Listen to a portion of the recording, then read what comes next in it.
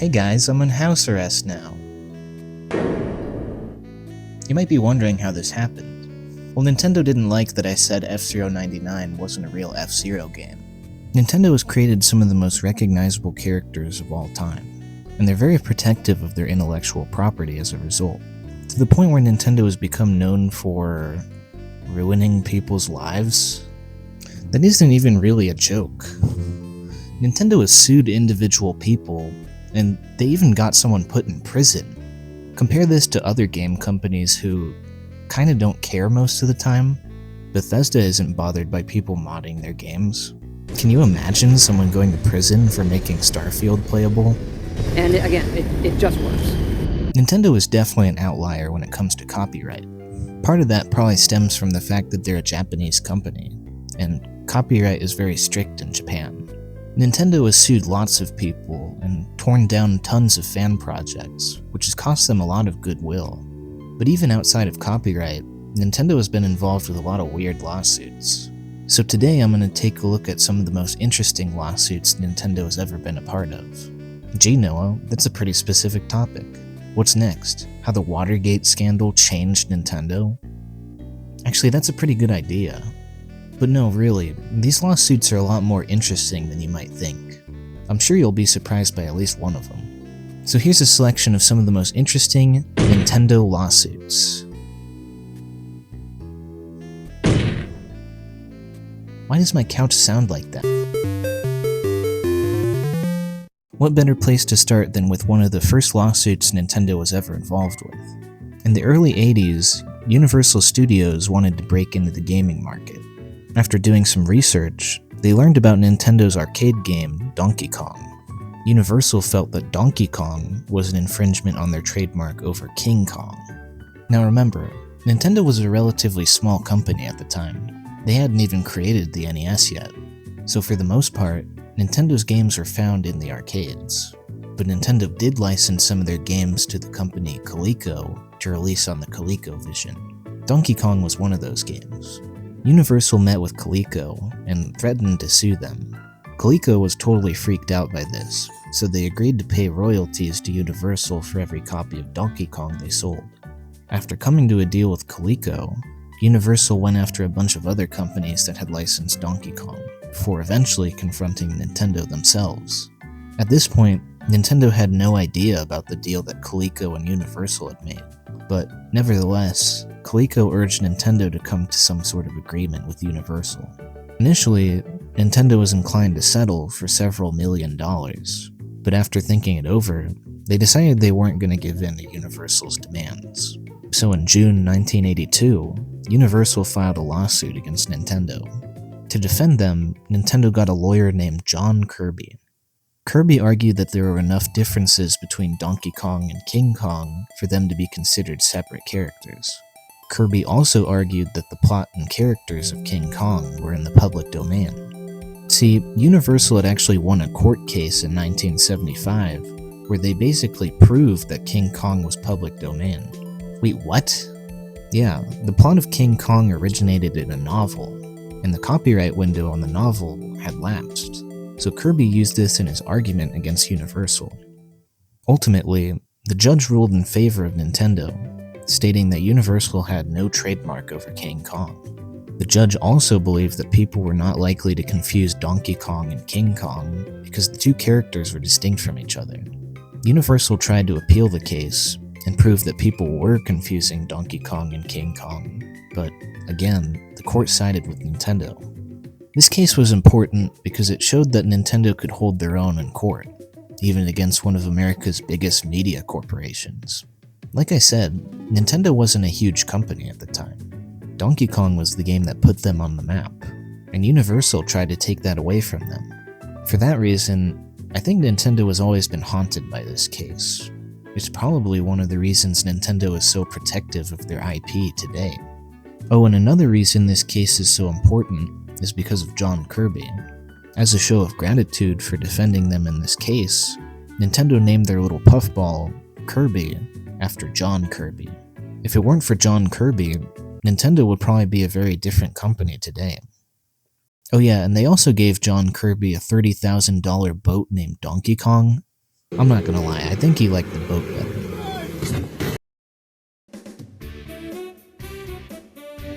I like this case because it combines two of America's favorite pastimes, baseball and suing people. In 1989, a 9-year-old kid named Clark Tiemann bought the game Major League Baseball for the NES. He was interested in the game because it was the first video game licensed by the MLB. The back of the box emphasized how you could be the manager of real MLB teams. Clark imagined that he would be able to manage some of his favorite MLB players. But you see, the game wasn't approved by the MLB Players Association, so even though the game had real MLB teams, no real-life players were named in the game. Clark was really disappointed about this, so he and his dad went to return the game to the store they bought it from. But the store refused to take the game back because the game had already been opened. So Clark's dad decided to write a letter to Nintendo, accusing them of false advertising. But Nintendo never responded. It just so happened that Clark's dad was a lawyer, so Clark and his dad filed a lawsuit against Nintendo and the MLB. You know what my dad would have said about all this? If all your friends were suing Nintendo, would you? Ultimately, the Tiemans wanted Nintendo to change the packaging of the game, pay punitive damages, and most importantly, give them a refund for the game they bought. Nintendo claimed that the description of the game on the packaging wasn't deceptive because it never specifically claimed that the game had real player names. But Clark felt that the lack of player names made it hard to feel like he was managing real teams like the box advertised. Unfortunately for Clark though, the case was dismissed. Clark, if you're watching this, I'll give you your $40 refund. When you can't rely on Nintendo, Noah always comes through. Oh that's like $100 in today's money. Maybe when I'm done with house arrest. Here's a quick one. Well, quick for me to talk about. In 2010, Nintendo filed a lawsuit against the company Big Ben. See, Big Ben had created a controller for the Wii that was extremely similar to Nintendo's Wii Remote. Nintendo alleged that the controller was an infringement on their Wii Remote patent, and that they had lost sales because of Big Ben's knockoff. In 2011, the court found that Big Ben did infringe on Nintendo's patents, but the amount of lost sales Big Ben caused was unclear because there were other third-party Wii remotes that had probably infringed on Nintendo's patents. A verdict was reached in December 2025. Oh, and your dad just got back from the gas station. Wow, that took a fucking while. Big Ben has been ordered to pay Nintendo $8.2 million. But only about half of that is actual damages. The rest is just interest for how long the case took to finish. Except the case is still not over yet, because now Big Ben is appealing the verdict. Give up, man. Now this has to be one of the most infamous cases Nintendo's ever been involved with. And it's not because the guy was named Bowser. It's because I had to go to the ICE website to get information for this video. Damn, that has to be a first for a Nintendo video. In the late 2000s, a man named Gary Bowser became involved with a group of hackers called Team Executor. Team Executor sells mod chips that are used to bypass anti-piracy measures on consoles like the Switch and 3DS, allowing people to play pirated games on their consoles. This situation is so egregious because not only has Team Executor made it easier to play pirated games, they've been selling their mod chips at a profit. As for Gary Bowser's role in all this, he served as a sort of middleman between the developers at Team Executor and the people buying their products. His main job was to manage the websites that Team Executor sold its devices on. Oftentimes, he would take feedback from testers and actual users and send it to the programmers making the mod chips. Some might call him the PR manager of Team Executor. Well, on an early morning in September 2020, Bowser was arrested in his home in the Dominican Republic as part of a sting operation. He was deported to the United States and put on trial for his involvement with Team Executor. Bowser faced both criminal charges as well as a civil suit from Nintendo. He ended up pleading guilty to several of the charges he faced. He was given a $4.5 million fine as well as a 40-month prison sentence, though he was released after 14 months due to health issues. But that's just for his criminal case. His civil case ended with him being ordered to pay an additional $10 million to Nintendo. Obviously, Gary Bowser doesn't just have $10 million laying around, so instead, he only has to give Nintendo 25 to 30% of his paycheck for the rest of his life. Damn, and I thought Nintendo's prices were high. You know, maybe it isn't funny to joke about someone going to prison. Gary Bowser definitely wasn't innocent in all this, but his role at Team Executor wasn't very big either. Really, he was just their PR manager, and he never had a hand in creating any of the mod chips. According to some reports, Bowser himself only made $320,000 when he was working for Team Executor, which is just a small fraction of what he's been ordered to pay. Meanwhile, there are people who were more directly involved with Team Executor who are still out there. The way I see it, Nintendo wanted to use Gary Bowser as an example to scare other piracy websites and hackers. That's why this case is so infamous, because it shows the level of vengeance Nintendo will seek to protect their IPs. In 2018, a company called Tropic Haze LLC released Yuzu Emulator, an emulator that plays Nintendo Switch games. Yuzu became a very popular way to play Switch games at a higher resolution on PC and Android devices. But in February 2024, Nintendo filed a lawsuit against Tropic Haze. Now, as some of you may know, emulation is not illegal. An emulator is essentially just a piece of software that emulates the features of certain game consoles, allowing you to play games on different devices. So why did Nintendo go after Yuzu? After all, there's tons of other emulators out there that can emulate games from basically all of Nintendo's consoles, but those haven't been taken down yet. So what's the deal? Well, there's a couple reasons why Nintendo went after Yuzu. First of all, Yuzu bypassed certain protection measures on the Switch, making it one of the few ways to play pirated Switch games, and that's definitely not legal. What made the situation worse was that some people got a hold of the Legend of Zelda Tears of the Kingdom before it launched, and distributed the ROM file online. People were able to download pirated copies of the game and play it on a modified version of Yuzu, all before the game came out. According to Nintendo, more than 1 million copies of Tears of the Kingdom were pirated before the game came out. Though, it's debatable whether or not the creators of Yuzu were really at fault for this, because their version of Yuzu couldn't even play Tears of the Kingdom. But it doesn't really matter at this point. The Yuzu developers settled the lawsuit before it ever got to court. They agreed to shut down Yuzu and paid $2.4 million of damages to Nintendo. The moral of the story here is that even though emulation isn't inherently illegal, it's still a really messy topic from a legal standpoint. So if you're gonna make an emulator, make sure you find a good lawyer.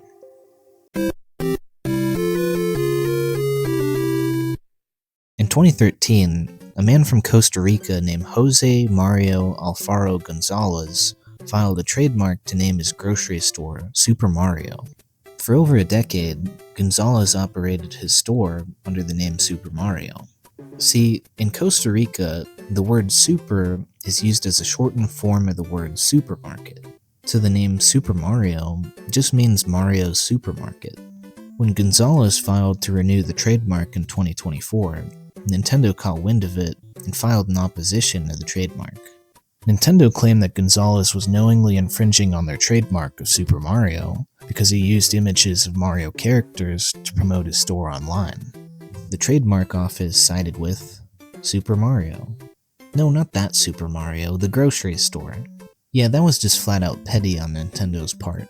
Go back to selling video games. Let the man run his store. He's not destroying the Mario brand. The f*** you say to me, you little s***? Starting in 2022, a man named Jesse Keegan streamed a bunch of Nintendo games before they had come out. He managed to get his hands on several games before their release, including Super Mario Bros. Wonder, Pikmin 4, Mario and Luigi Brothership, and several more. And of course, Keegan was playing all these leaked games using Yuzu Emulator. He even offered to help other people pirate the games too, all while accepting donations to his Cash App account. Keegan apparently streamed leaked games over 50 times from 2022 to 2024. Of course, Nintendo eventually swooped in and bombarded his channel with takedown notices. But this is where things get real interesting, because instead of complying with Nintendo, Keegan decided to antagonize them instead.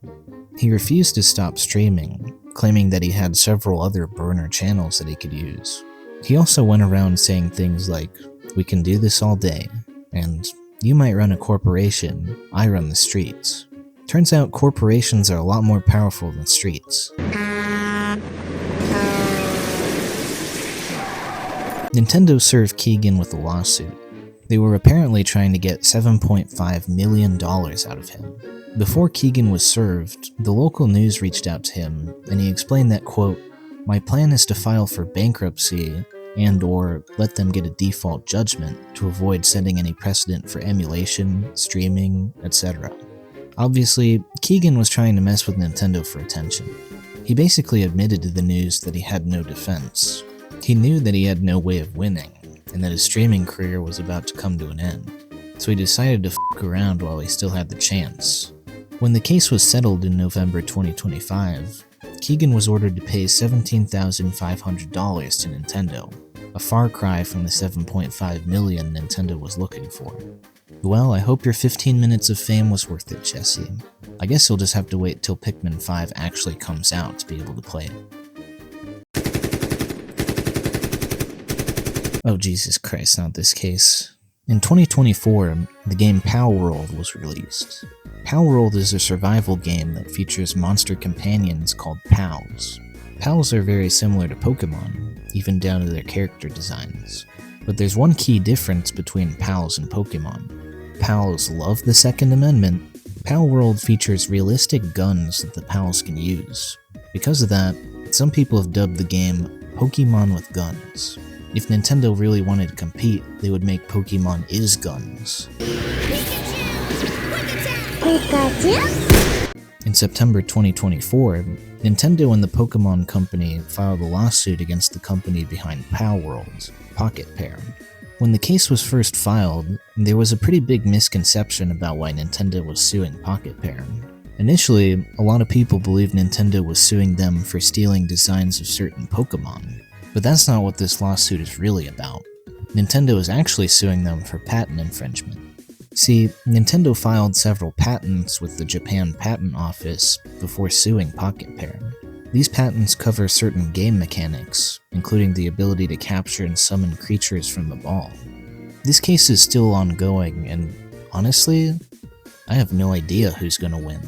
One of Nintendo's patents was recently rejected in Japan, and Nintendo had to make a change to one of their patents mid-case. But at the same time, Nintendo has a pretty good track record of winning lawsuits. They usually end up winning to some degree, but frankly, I think this lawsuit against Palworld is really sloppy on Nintendo's part. Some of these game mechanics shouldn't be patentable. Is that a word? My belief is that Nintendo didn't like people calling Palworld Pokemon with Guns, and they felt it was harming the Pokemon brand. So Nintendo filed all these patents so that they had a means of suing Pocket Pair. Because other than their patents, I don't think Nintendo has much grounds against Pocket Pair. Obviously, this is all just speculation, but do I think Pocket Pair deserve to be sued? No way. We'll just have to see how this case plays out. But if Nintendo wins, they might set a very dangerous precedent for the gaming industry.